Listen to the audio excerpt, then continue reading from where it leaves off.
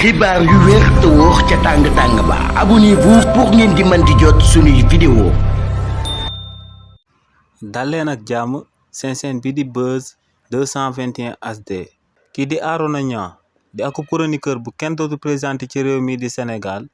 yëkkati na ay kàddu daal di koy jëmale ci ville futuriste bi nga xam ne artiste sénégalais international bi di Akon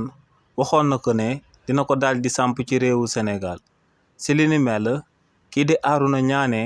lu leer ba am moom mooy que ne projet boobee Akon bëggoon a samp ci réewu Sénégal ne ay faramason ak ay lobby ñoom ñoo bootu ci ginnaawam ngir mu daal di samp projet boobee. ne lu sabab Akon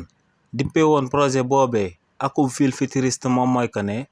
daa bëggoon a samp beneen réew ci biir réewu Sénégal ndax ne loolee mu dippee woon Akon City ne bu fi pare woon da doon nekk beneen réew ci biir réewu Sénégal ndax ne ci biir ville Akon City daa waroon a am beneen monnaie bu wuuteeg monnaie bi nga xam ne moom mooy franc CFA di monnaie bi nga xam ne moom la réewu Sénégal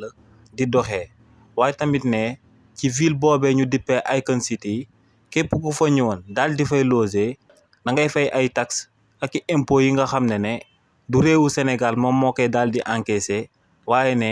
waa Akon City ci wàllu boppam ñoom ñoo koy daal di encaissé. nee nag Akon City dañ ko bëggoon a samp ci réewu Sénégal ngir mu daal di nekk